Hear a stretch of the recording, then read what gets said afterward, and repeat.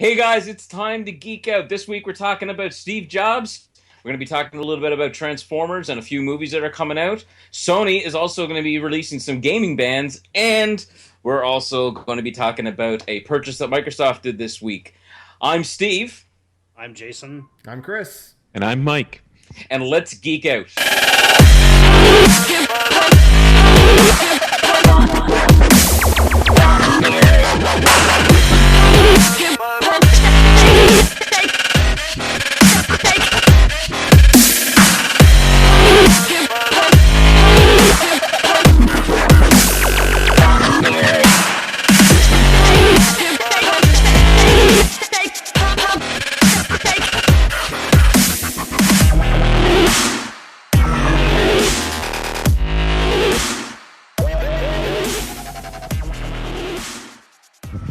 Hey guys, we're gonna start off this week with a little bit of a topic that some of us are sensitive here when we talk about Microsoft because Mike, he's such a Sony fan. But we're gonna kick it off with Microsoft purchasing the physics engine Havok this week. They made the announcement that they made the purchase, and I'm gonna kick it over to Jason here right now to get his opinion on it. He knows a little bit more about it than we all do. So Jason, what the hell is Havok? So when you say I know a little bit more about it, I don't know what you mean. I mean they bought the company Havok so that you educated us before the podcast as to actually what it is. So it's your responsibility to tell our viewers. It's just a gaming engine, man. It's like real Unreal Engine. They use it to build games. I don't know what more you need.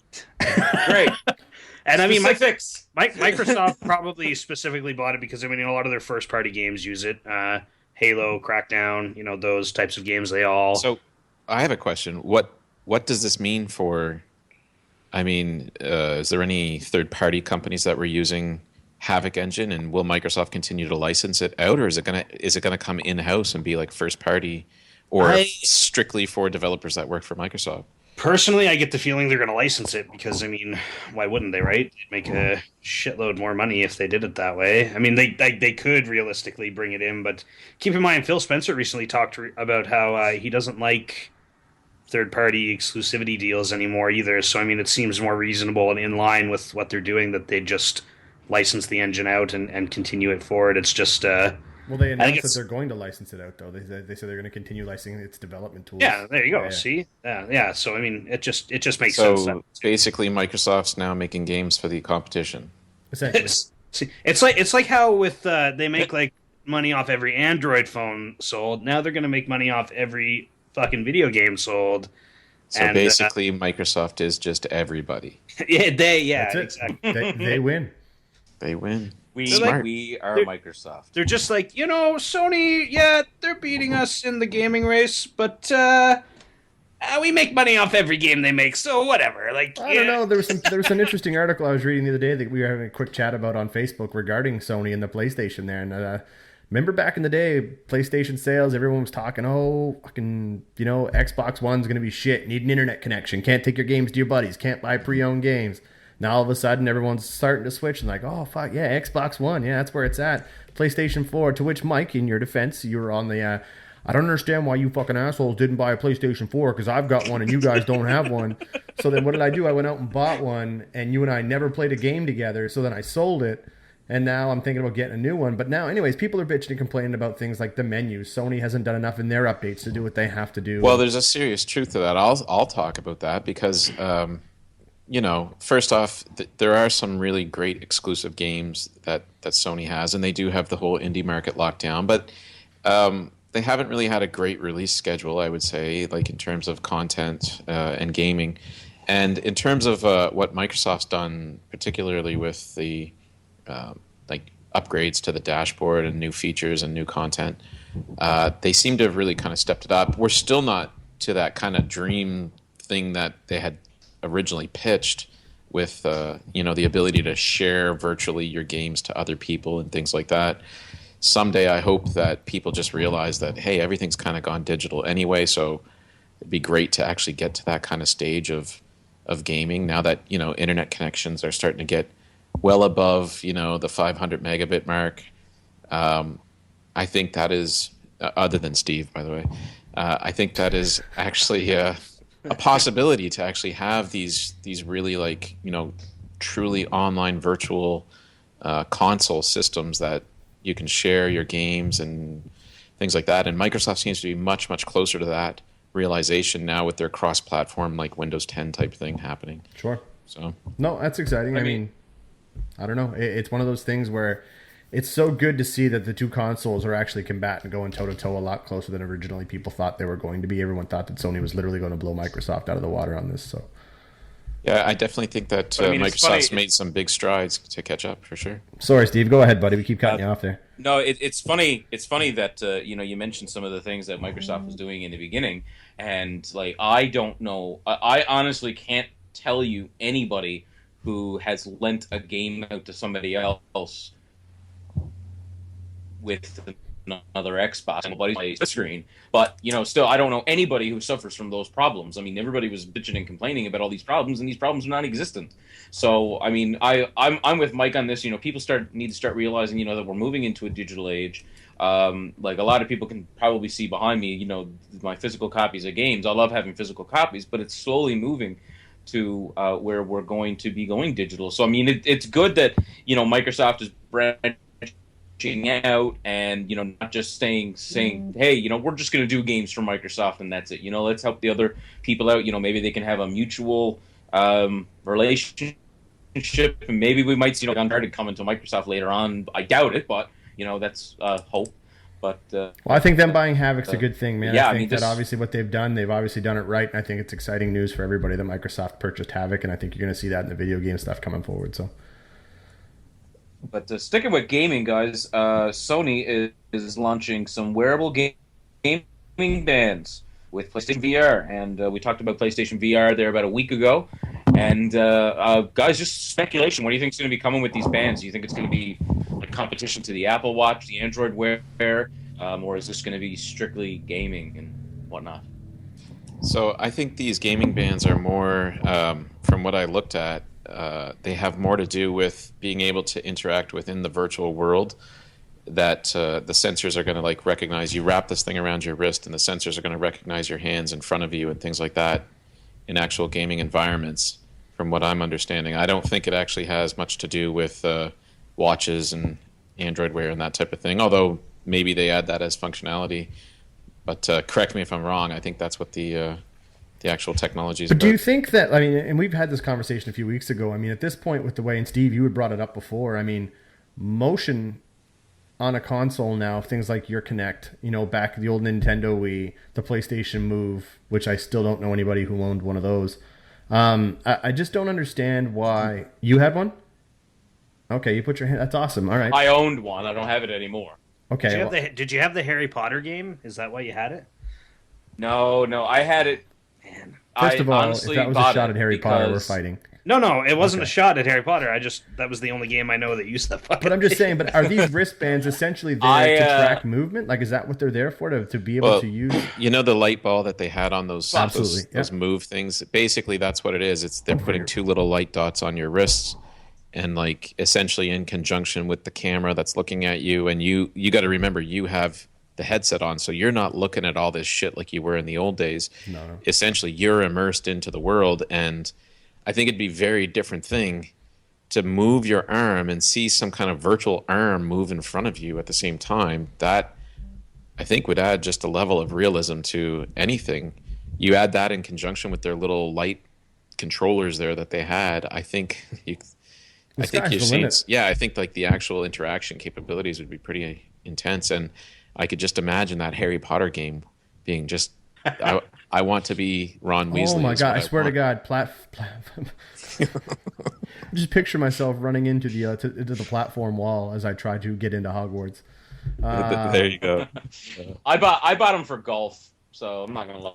I bought it for golf. You don't strike me as much of a golfer, Mr. DaCosta. That's outstanding. I don't. It's a sport that I'm trying to get into. It's kind of there's a bit of an expensive startup, but So it's something I've always had an interest in. So you I've just figured never you'd start by investing in the PlayStation Move and see if that would get you to where you want to be, eh? I figure I'd start pretend I was Tiger Woods, and I just picture cheat on my Steve. girlfriend in a digital realm. I just picture Steve going to EB Games like, I'm going to be the next Tiger Woods. You give me the PlayStation moves. I feel like that's where I can start. I need to have my girlfriend smash the fuck out of my Escalade with my PlayStation Move because it's the closest thing I have to a golf club.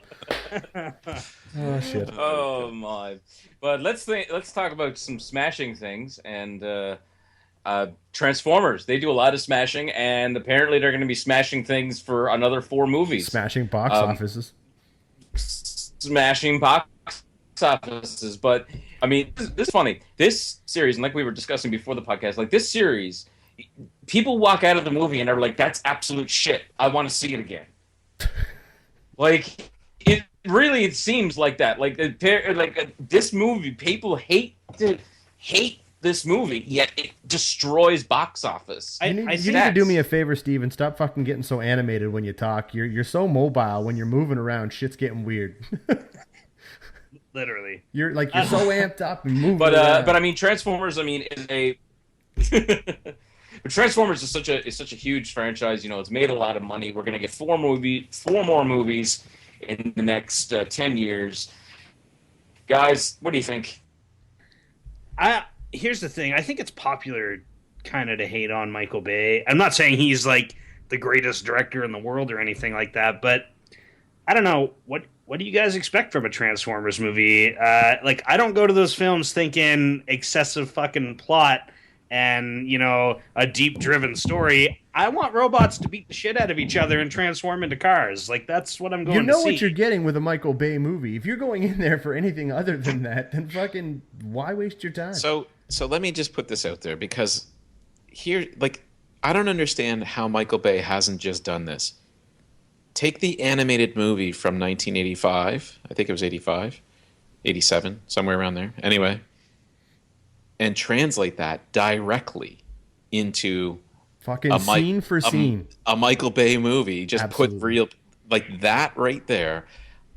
I would pay to see over and over again, because, and we had a little taste of it at the beginning, not the last movie, but the movie before, when they were, it was like they were on like some robot planet. I don't know if it was actually Cybertron. Cybertron. It was Cybertron. Was it Cybertron? Okay, so I mean, it was Cybertron.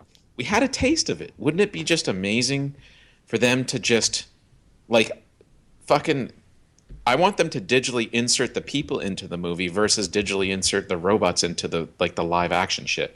I want it to be all just robots. Fuck the rest of it. I want to see one thing.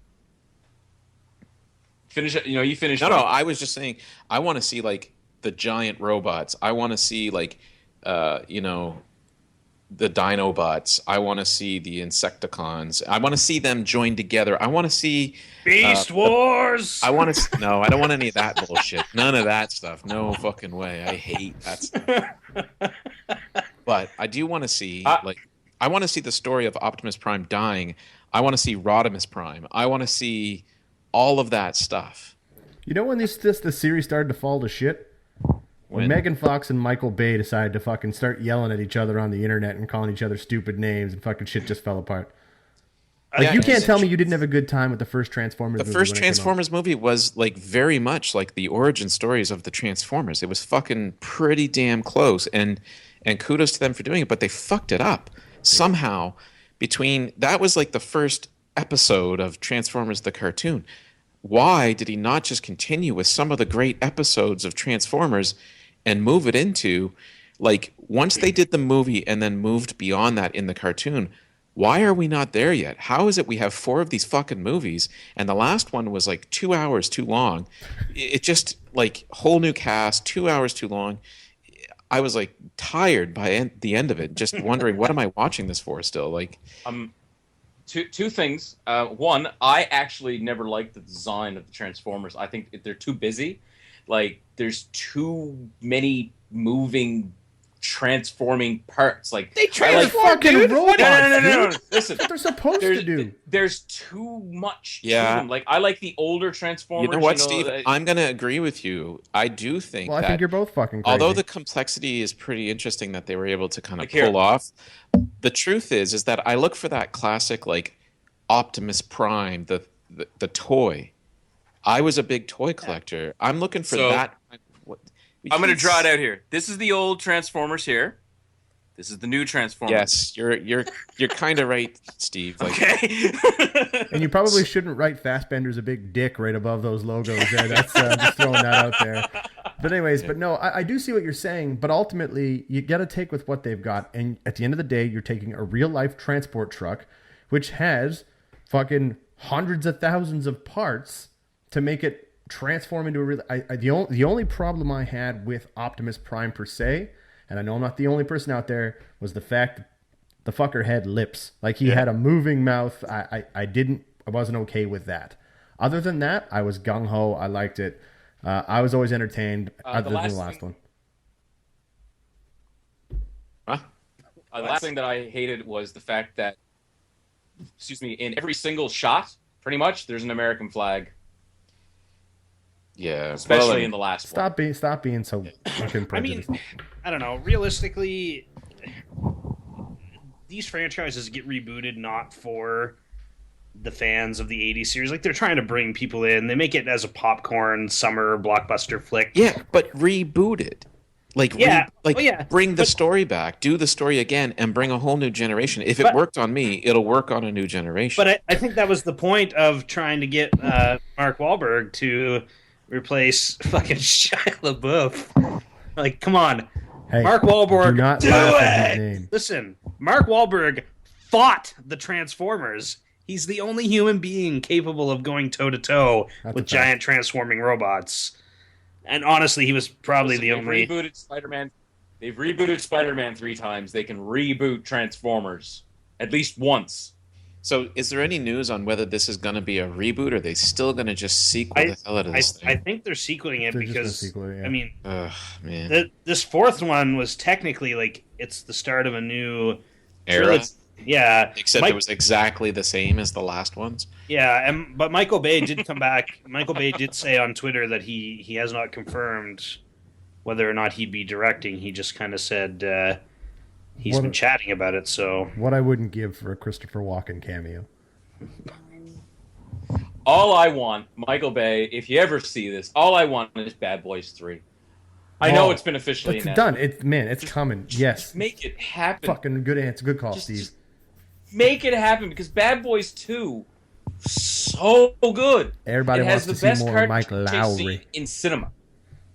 Hey, It great has the movie. best car chase sequence in cinema. It's got but, the I best I shirtless Will disagree Smith with that scenes. statement wholeheartedly. First of all, a big fan of the old. Remember what was it, the second Matrix, when they were flying through the fucking highway on the motorcycle? that was and the pretty truck? cool. But I Yeah. have to say the Bourne Identity. Oh, had fact. the coolest Yeah. car chase scene In ever fact, made. the Italian Job was also good with all the Mini Italian Coopers Job was back then. I think Speed was just a whole big car chase, right? So I mean, that was great. I know. Anyway, moving on to some solemn news.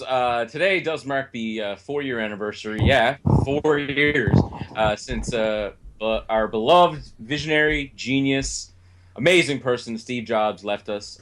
Steve Jobs did pass away 4 years ago today.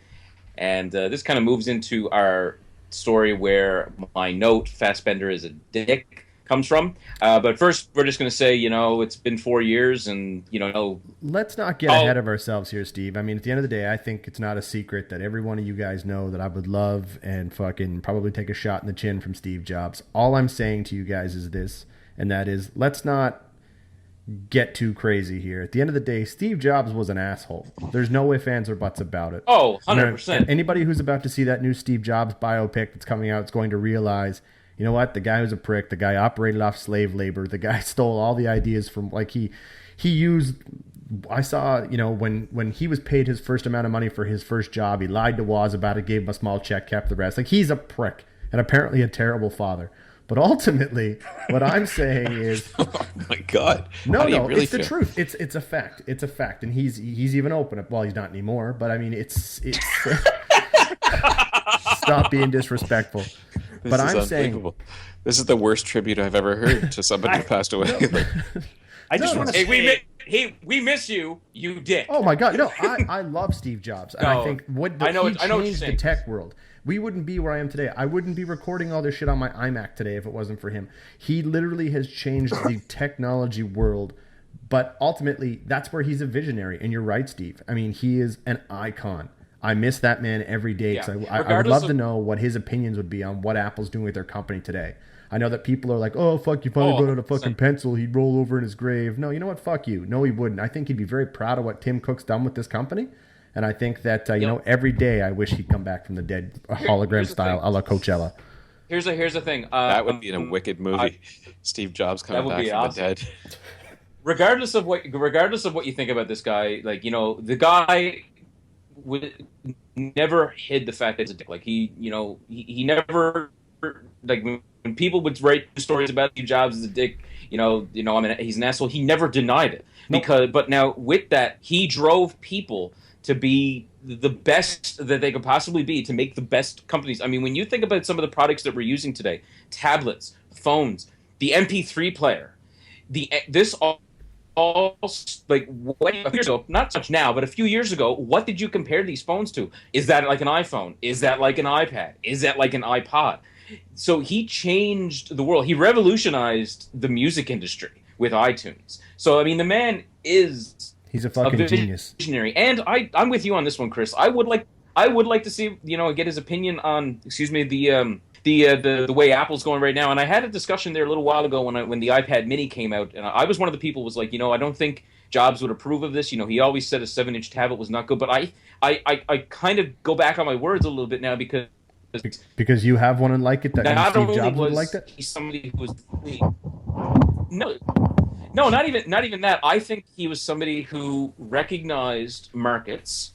He would have, if he was still alive today, he would have recognized that the market is changing and the consumer is wanting different things. I think everything would have came out, maybe not the way it looks, but I mean definitely these products would have come out, and he would have said, "You need this. You want this." I spent a little while ago going through some videos of him, and the thing is he never talked about specs. He never talked about the internals of everything. He talked about how it will work in your hand and how it will change the way you do certain things, like how the iPad changes the way we view internet. And he didn't have to say anything. He just sat there on the stage. Man, look at this. This is fucking awesome. So, I mean, the man might not have been a programmer. He might not have been somebody who could have done visionary, no matter what you think of him. But that being said, Fassbender is going to play him in a movie. Jason and Steve, yeah, I want to get your opinions on this because I mean the whole topic started. I mean, yes, rest in peace, Steve Jobs. I miss you every day, and God damn it, I wish you were here today. But that being said, guys, I mean this whole concept started because there's some controversy going on around, basically Michael Fassbender calling Ashton Kutcher an asshole or something along those lines for basically his portrayal in the Jobs movie the first time. And, I mean, are you guys excited for this movie? I mean, Aaron Sorkin, in my opinion, we talked before the podcast, is a genius. I think he's going to write a great movie. The cast is great. The only thing I wasn't so set on at first was Seth Rogen playing the Woz, but ultimately I've gotten on board. I've accepted it. What are your guys' thoughts? I read the book. Yeah, so did I.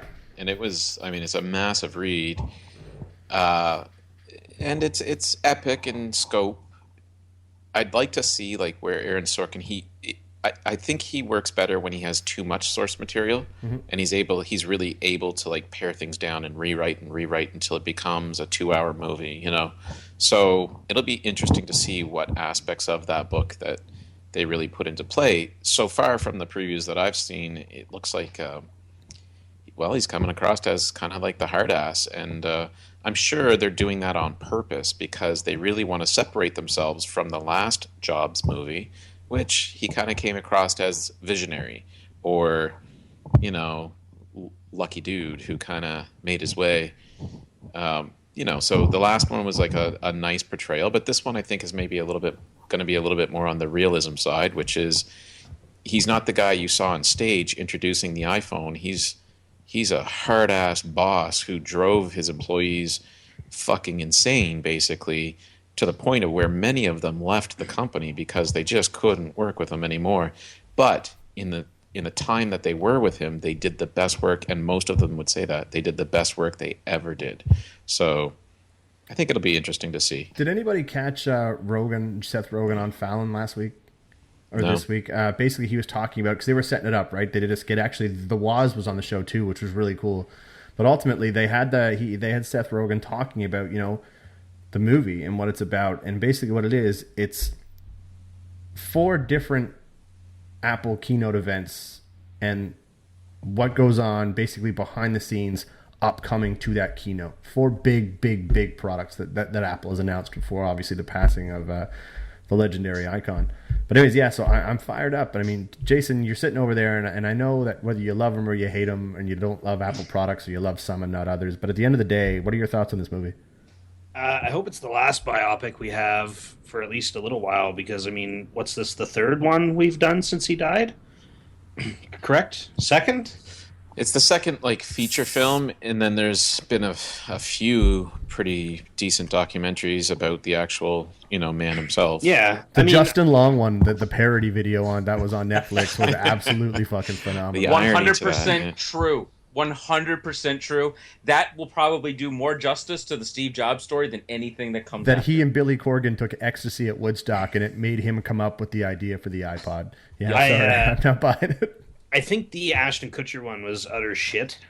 I don't know. I don't know about this one. To me, I know we talked about this a bit before. The trailers make it seem a bit melodramatic. I might actually give it a shot to see, because it like Mike said, it does seem to be closer to the actual, the actual novel or not novel, but the biopic that came out about him. I don't know. It's, I don't know how to say this without sounding like an asshat, but I don't put him up on as high of a pedestal as you guys obviously do. Here's my defense in that I don't put him up on a pedestal because he made some of the greatest products that I love.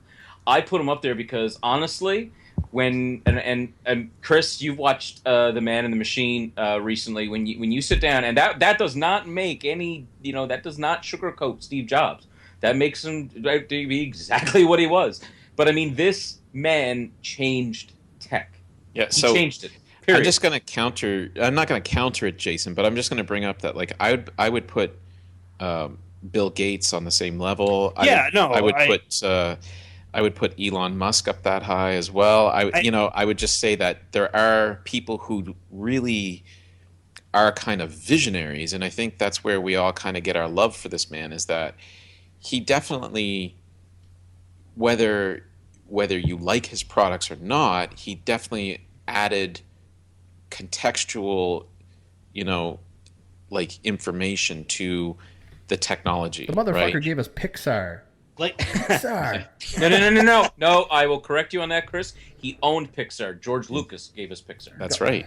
I agree with you, Mike. I think Jobs sits on the same pedestal as Bill Gates, or people at that time who were very, they built these companies out of their fucking garage. Yeah.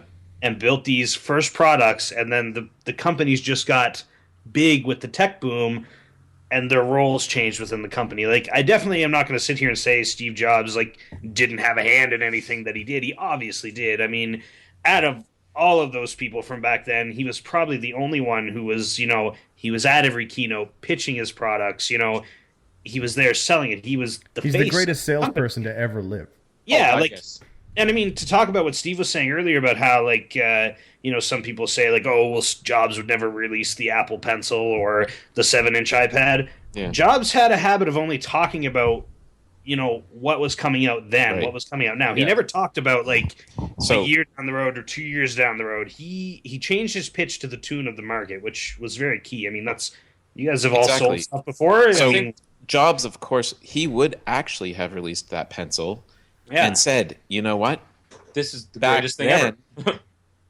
He's going to pitch what he needs to pitch because he's going to sell whatever he's selling. Yep. So if he tells you that you don't need a stylus because your finger is the best stylus that's out there, then that's the truth, and he's going to make you believe it.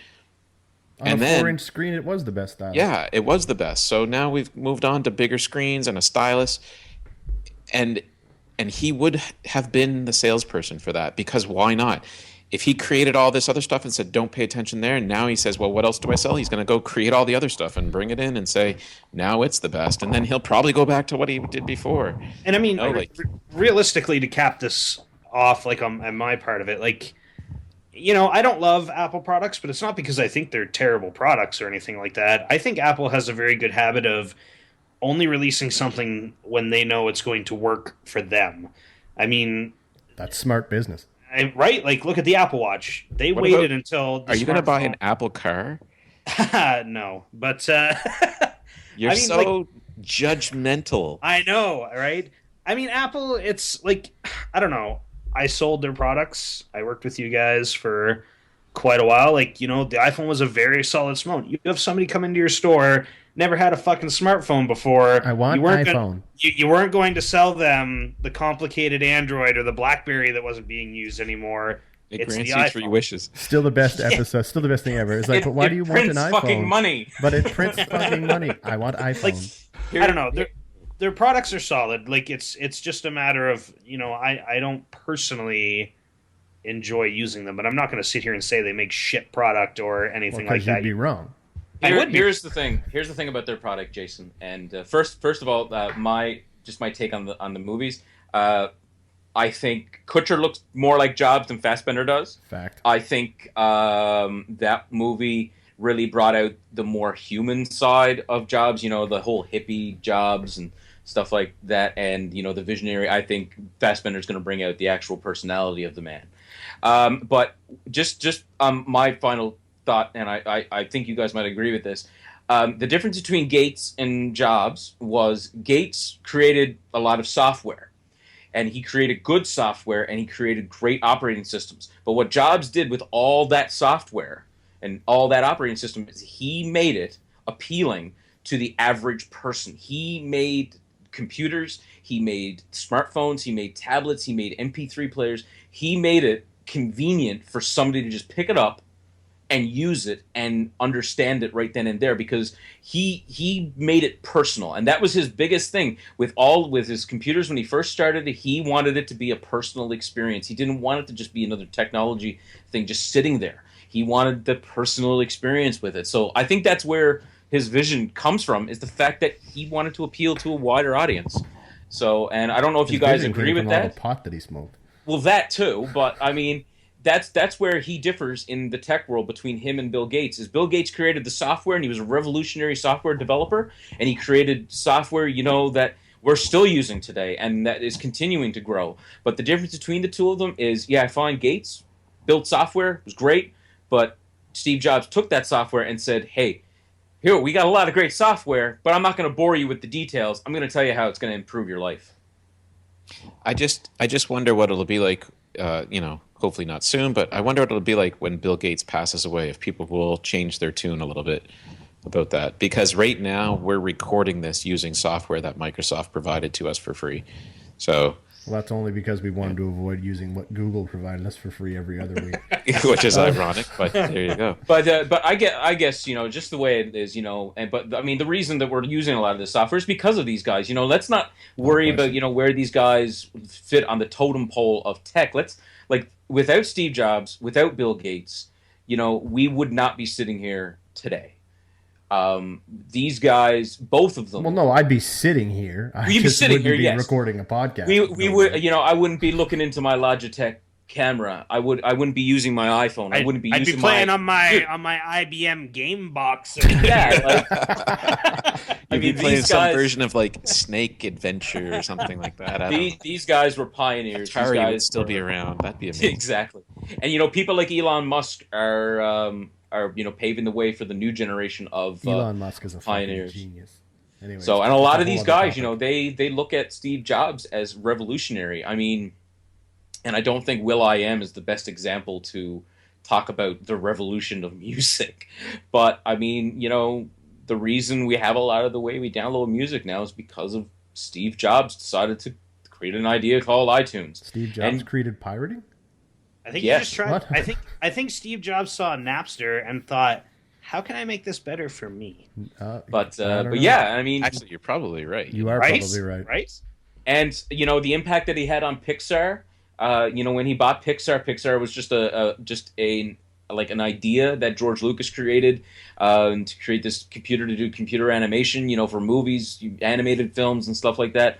But Steve Jobs bought it. He sold it to Disney, and Disney now. I mean, there's not a kid in the world that doesn't know what a Pixar movie is now. So, yeah, I mean, it's great, But yeah, guys, I mean, that's my final thoughts. I don't know if you guys have any final thoughts for this. I don't even really think we covered the whole point of whether or not we think Fassbender being a dick's okay. I think we kind of completely avoided it. I think they have a very strong. There's a lot of strong people behind this movie. We're forgetting Danny Boyle. I mean, is the director. I mean, Train Spotting, Slumdog Millionaire. Anything that man touches is always great. I think Fassbender is a kick-ass actor anyway, so Agreed. I think he's going to take it on. One movie, if just off a side topic, if you guys want to check out a good Fassbender movie, Frank. That's a fucking hilarious movie, but it's a great movie for the actor. Great film. I'm with you, Chris. I was never really sold on Seth Rogen as Woz. I think there's other people out there that could probably do a better job. But even Woz himself said he was super happy with the way he was portrayed. Oh yeah, but I think Fassbender's going to knock it out of the park. Is he going to do a better job than Ashton Kutcher? I don't think so, because I think they're playing two different sides of the same man. I like the fact, and I'll say this, just because as far as the casting goes, the fact that Aaron Sorkin was able to get Jeff Daniels in this movie is just unbelievable. I'm a big Jeff Daniels fan. Scully? Yeah, absolutely. And I can That's tell you going to right, be interesting to see.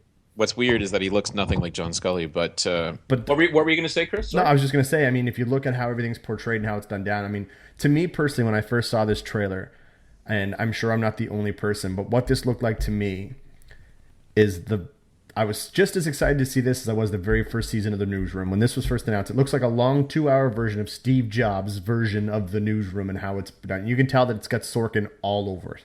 yeah. Mike, what do you think about this movie? Do you think it's going to be a hit? Oh, yeah, for sure. It's going to be. It's being released during hit Hollywood season. It's definitely got hit painted all over it. It's got potential for probably some Academy Awards, maybe for writing, maybe for directing. It'll get an Oscar nom, for sure. I don't think Fassbender's going to win an award for acting in it, and that's just because of the content of that book. I know it, and I know that nobody knows Steve Jobs, so you can act him however you really want. The only way we've ever seen him when he was on stage, and that's not the one that we're going to see parts of that, but we're not going to see that in the movie. So I don't think Fassbender's going to win an award for it, but I do think that potentially for writing and directing, because I mean Danny Boyle pretty much is golden right now, so it'll be interesting to see. Plus, Train Spotting 2 is coming out, boys. Yeah, I'm stoked for that. But fun little fact, though, you were talking about playing when you mentioned playing Steve Jobs. Woz actually came out and said that he actually likes the portrayal that Fassbender does in the movie, and it is. He actually said it's Steve Jobs. So this is who he is. At the same time, Tim Cook panned it and said that it's nothing. Agreed. Exactly. Like it. So you got to take it with Woz has always been kind of on the side of the celebrity side of things. I mean, Dancing with the Stars. He's trying to get his own movie made, but The Big Bang Theory. I don't think it's going to happen. He just doesn't have the profile, and he left. We got to remember he left Apple way early on, Absolutely. like before any of this stuff ever happened. So Yep. Not to say that he hasn't had his, dabbled in Apple, but my question too is, I mean, as far as the Woz goes, for the most part, I look at it now and I say, with when Woz left and how everything, it still surprises me that they always come back to, what's Steve Wozniak think? Like at the end of the day, and no disrespect to the Woz, because ultimately, I think it's just because they started it together, right? Without a question, but that was so fucking long ago. But there's a couple of other people that aren't ever talked about, like early investors to the company. They basically never even. They'll just say, "Oh yeah, and that guy." They don't even like. There was that guy who sold his fucking like Apple stock for like $5,000, which was worth like $700. Yeah, $700 was worth like 38 million today, or something along those lines. Idiot. Yeah. One last thing I want to mention, and this actually just came to my mind. Just one last topic. We forgot to mention there's some Marvel news this week. I just want to end off on this. And one thing I did want to mention is I really like the new concept they're going with the television show. Jason, you were mentioning that to us. Oh, with damage control? Yeah.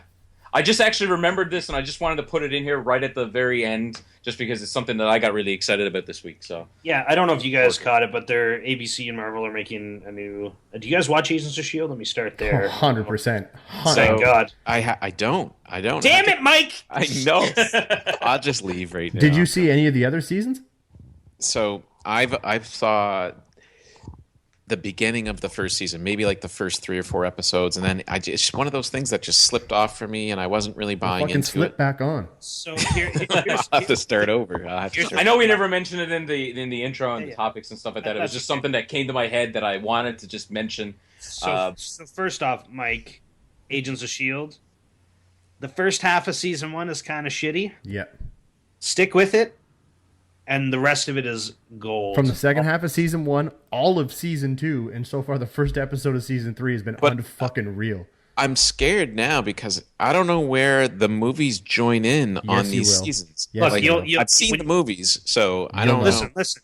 If you catch up and you watch the show regularly, the schedule of the show matches the movie releases. What about Agent Carter? Do I need to watch that to understand what's going on? If you like Haley Atwell, which I don't know why you wouldn't, yes, you should.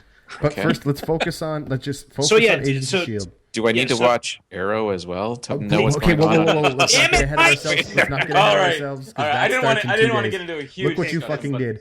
Guys, Mike, damn- I have Agents of S.H.I.E.L.D. I can ensure that you'll get a chance to watch it. Right. And Perfect. Perfect. Tell So, us yeah. what damage control is, Jason. Damage Control is it's going to be a comedy-based TV series about the people that are employed that have to go in and clean up after the superheroes have come and like destroyed everyone's lives basically. And it's not just like the physical cleanup; they become like wedding planners and like they do shit for people that like lives have been ruined by this devastation. So basically, after the Avengers movie with the city just in ruins, these guys have to go in and like. fucking Molly Maid comes and cleans it up. Yeah, That's- Oh my god! But they're pitching it as a comedy, which I believe there is a comic series based on these guys, if I'm not mistaken. I have friends that would be way more well versed in this, but I think the comic is in the same vein where it's a bit more of a comedic take on the after effects of it. So I mean, I don't know, it'd be pretty cool. I don't know how well integrated they're going to have it, like in with the MCU, probably kind of more vague than what's out now. But Hey, I have a question for you guys. And I read an article this week, and it wasn't a new article. It was posted a long time ago, but it was the first time I saw it, and it blew my fucking mind. Picture this. Marvel movie, the MCU, the Marvel Cinematic Universe, Stan Lee. He's in every fucking movie as some clown. And now they're all like, imagine if he was the Watcher. yeah, I've seen that too, which would be Unfucking believable, but would make sense. it would even make sense in the vein of like him being in the other Like the other Marvel Spider-Man movies. Like when, the Spider-Man or in those movies, because I mean the Watcher is like everywhere. he's like all the parallel universes and shit. Anyways, So that was just, I read that and my mind was blown. And I was like, holy shit, that would be amazing. how about this? And just to add to that, Stan Lee, the real man, 93 fucking years old, probably literally has the Captain American super soldier serum in his blood right now. What? You want to talk about visionaries? We were talking about visionaries. When that man passes away, man, the world is going to crumble. Well, Well, yeah. they'll be sad. I think the world will stay intact. But I think that- all that- of this stuff has been kind of running on its own for him for like probably the better part of the last 30, 40 years. Oh, So- exactly. Anyways, But yeah, guys, no, I just wanted to mention that because when we were talking about it this week, I think it's absolute amazing idea. I've always thought about it. What are the people like who clean up after this? But guys, we want to thank you so much for geeking out with us this week, and we want to hear your thoughts and stuff about our just ideas. What do you think we should talk about? Leave comments down below if you're watching this on YouTube. Don't forget to subscribe on iTunes at the podcast section, and don't forget to find us on SoundCloud. And you can always find reviews coming up on our ThoseGuysGeek.com page. We're going to be filling it up a little bit more in the coming months. And check us out on Facebook at Those Guys Geek. But guys, once again, thanks for geeking out with us this week, and we'll see you next week.